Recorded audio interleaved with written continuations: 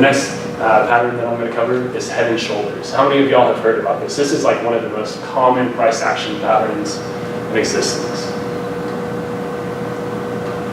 So? Okay. So just like a person, it's going to be comprised of two shoulders and a head.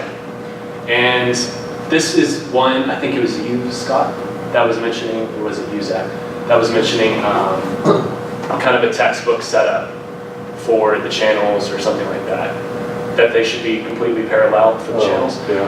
Head and shoulders are a mess. You're going to see, people are going to see completely different things. One investor might call something like this, might call this itself a left shoulder.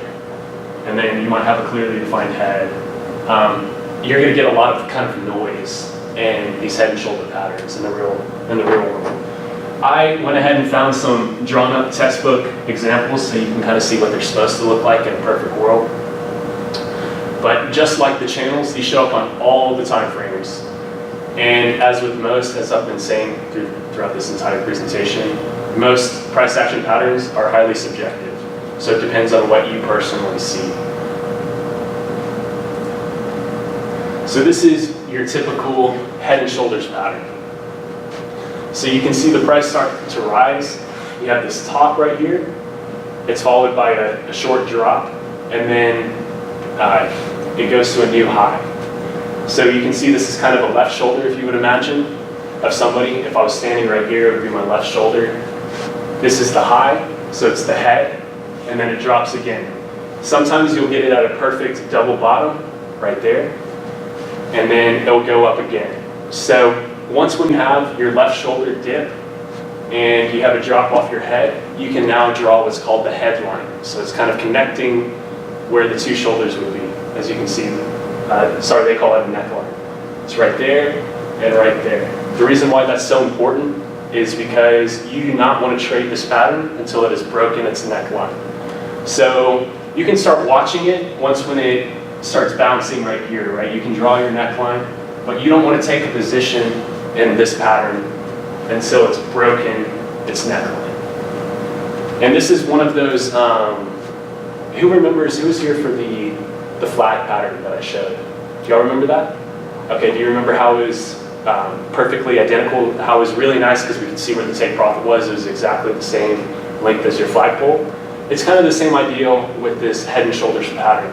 Your take profit, this is going to be a sell, right? Because the stock is broken below. This is just a regular head and shoulders. So you'd be looking to short this position. And how we get our take profit would be taking the head right here, minusing it to this low, or the head to this low. It's up to your personal choice. I personally am very conservative, so I'd go with the higher one. So I would take this distance right here, right there, and then you're going to just add that to the break of the neckline, and that would be your take profit. So your take profit would be right around here. And these are one of the most, if you do it on a higher time frame, these are one of the most efficient and profitable trading patterns that are used today. So your stop loss, we've talked about when you would enter, how do you determine when the pattern is valid. Your stop loss on this position, since you're looking to short, you want it higher. And we're going to put it higher than the right shoulder. So your stop loss would be right above here. So if this stock somehow reversed, you'd be triggered out of the trade if it went above this right shoulder. And as we discussed, your take profit would be down here. And these are really nice because they'll give you a predetermined risk-reward ratio. I personally, as mentioned in the beginning of the semester, I personally never touch anything with, a 2.5 or lower risk-reward ratio. That means that I'm standing to gain $2.50 for every dollar that I'm risking in a trade. Anything else that I didn't cover?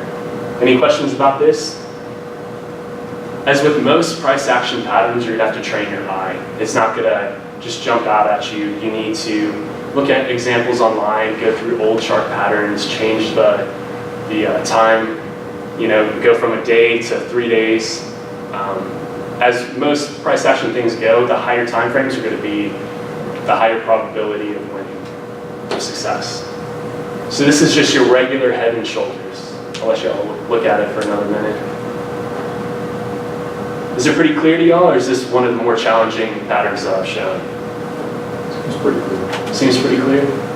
Okay, and like I said, this is a kind of a textbook example. Somebody drew this up. This isn't a real stock.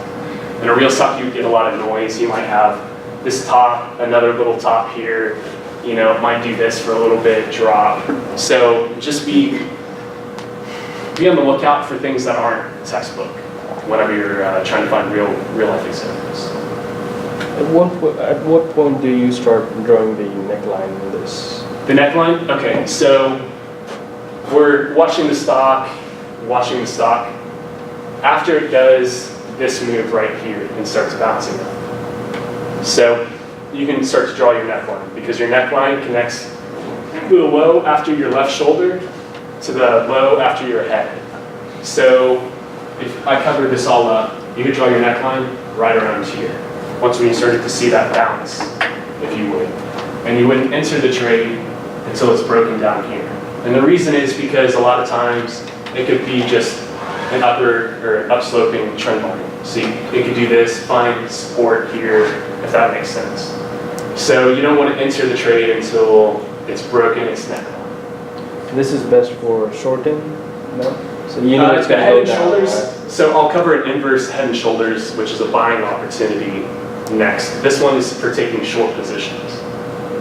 Yeah, because you know it's going to go down, right? So. Exactly. You're looking for a break below the neckline. Any other questions? Okay, I'll move to the inverse. The inverse is a little bit more tricky to see. See later, right? Okay. So same thing as before, but it's just flipped. So this would be a buying opportunity for you for them.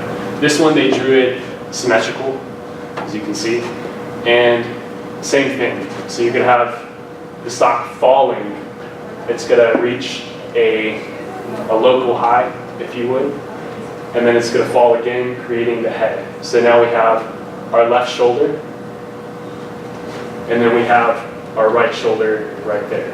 So again, we could mark this up after we saw the bounce right there. So you can mark it up and wait for it to break your neckline. And this one's really nice because it's also support resistance level and a neckline at the same time. So you'd get a confirmed support resistance buy here if you were really just waiting and wanted complete textbook. But you could mark up your chart after it bounced, and then you enter in there. Your stop loss would go below your right shoulder since you're buying at this point. And then your take profit, again, would be the distance from the head to the high of the left shoulder, or the head to the high after the head. I'm sorry, the high after the head. So we take these two distances since they're exactly the same, and we put our take profit at this position. Make sense? Like I said, it's just going to take time for you to study and really kind of stare at these charts for a while, and you know, you're going to have to go through and train your eye. Eventually, your eye will get so used to finding these patterns that you'll just be scanning through a chart and you'll be like, that's head and shoulders. You can see it happening right now. So what if, so you said you start putting this stop or whatever it is there, just... Your stop would go right below here. No, so what was the one, would you say, the term for the one right above it? Take profit? Yeah, take profit. You start there, right? You make a buy bet. You would place a buy, or you'd buy the stock or asset or whatever, because what I'm covering can be used on any assets. You can use these on currencies, you can use them on Forex, you can use them for commodities, stocks, whatever you want. So your buy would be after it broke the neckline. So you can place a buy here. Does that make sense? And then your stop loss, so you'd buy in here, you'd be risking this amount, and you would stand to gain this amount.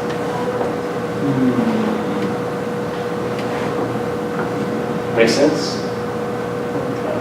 Like I said, the inverse is a little bit trickier. Even if you buy there, start buying, let's say you place a buy deal there, it goes down, let's say it goes down, it goes beyond that head. You still wait for it to come up and No. go back up? No. So if you're saying, say we marked it up here and it went past Yeah. the head, then the head and shoulders pattern is no longer valid.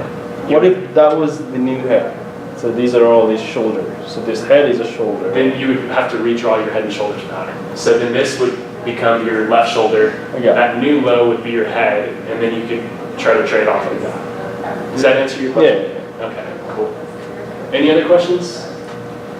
Kind of a question. Yeah, go I think ahead. it'd be kind of tough to answer. Like, in a perfect pattern, you know, you'd want the neckline, I guess, to be, I guess we could call it a 0 degree, like at that just, you know, level. Right. But, you know, if you know, the neckline is reaching like 20 degrees or maybe like 35. It's Totally just fine. Yep, totally fine. Yep, totally fine. And if you notice the example that I gave before, Yeah, we had that earlier. right here, you actually see that it's slanted. So that's pretty common, to be honest. You will get some that are perfectly horizontal, and that's because you're getting a double block also. So on this one, you can see it's slanted here, Yeah. but on this one, some technical traders will call this a double top, for instance. So you'll get that push down there. So you can have people who aren't trading off this pattern, seeing something else, placing trades. So, did you have a question, David? Oh, I was gonna say, but normally speaking, when it breaks pattern, traders like generally just abandon. You know, like if it breaks the head and shoulder pattern, like he was suggesting, I would Right no here? longer want to look at it as a head and shoulders. Or down here? Down there, like he was suggesting. Yeah, then you just scrap the entire pattern.